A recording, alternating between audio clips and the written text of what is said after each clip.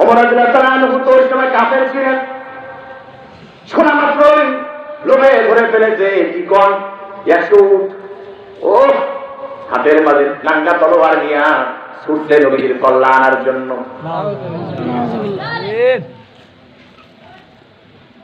রাস্তায় প্রতিমধ্যে একজনের সঙ্গে দেখা হয়ে গেল, বলে ওমর তুমি কই যাও? মুহাম্মাদের কল্যাণ আনার জন্য।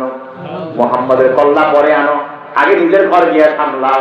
তোমার বোন যে ফাতেমা বহু আগে কালেমা পড়ে মুসলমান হয়ে গিয়েছে। কত বড় সাহস! সামনে না গিয়ে এবার পেছনে বাড়ির দিকে দরজার সামনে গিয়া দাঁড়িয়ে রইলেন। তার বোন কি সুন্দর করে কোরআন তেলাওয়াত করতেছে। কি তেলাওয়াত করে? কোরআন তেলাওয়াত করে। কোরআন তেলাওয়াত যখন করতেছে, কোরআন তেলাওয়াত শোনার পরে তিনি দরজা আওয়াজ করলেন, হ্যাঁ কি করো, কি করো? খাব্বাব রাদিয়াল্লাহু তাআলা কোরআন তেলাওয়াত শিখাইতেছিলেন। ওমরের ভয়ে তিনি খাটের ভিতরে ঢুকে গেছে। কি মানুষ ছিল তাহলে বলেন, এমন ভয় করতো। হযরত ওমর রাদিয়াল্লাহু তাআলা বলে, কি করলা তোমরা এত সময়? বলে, না তো কিছু না। কয়টা কি? কোরআনের কপি আমার কাছে দাও। না তুমি না যাও, তুমি অপবিত্র, তুমি বেঈমান, তুমি গিয়া পবিত্র হও। এইভাবে বলার পরে বোনকে থাপ্পড় শুরু করে দিয়েছে, মার দেওয়া শুরু করেছে। শরীরটা লাল বানিয়ে ফেলেছে, রক্তরঞ্জিত লাল হয়ে গেল শরীরটা। বোনকে মারার পরে নিজের মনের ভিতরে অনুতপ্ত অনুশোচনা আসলো, কেনই বা আমার আপন বোনকে মারল না। আহারের কাজটা ঠিক করে নেন। তিনি নিজে এবার গিয়ে গোসল করলেন, পবিত্র হয়ে গেলেন। আল্লাহর কোরআনের কপি নিয়ে নিজেই তেলাওয়াত শুরু করে দিলেন। সুবহানাল্লাহ। নিজে তেলাওয়াত শুরু করলেন। কোরআনের ভিতরে এত মজা তিনি পেলেন। আহারে, কোরআনের তেলাওয়াতে মজা পেয়ে আল্লাহ পাক তার দিলের ভিতরে কোরআনের নূর ঢেলে দিয়েছে।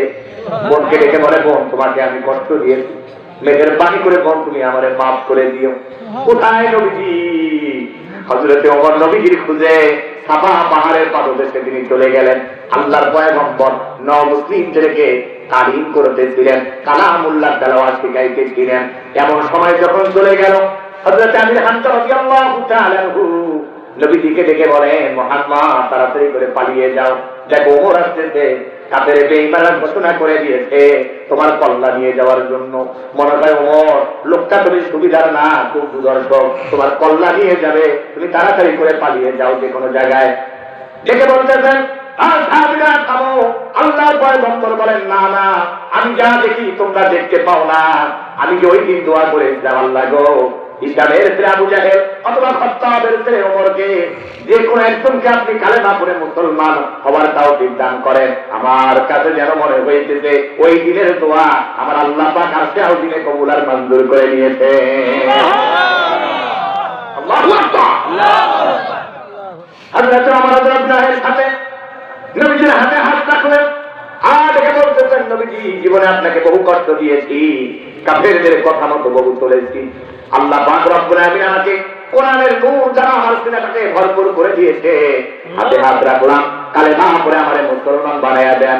নবীজি বলেন, ওমর তাহলে পড়ো লা ইলাহা ইল্লাল্লাহ।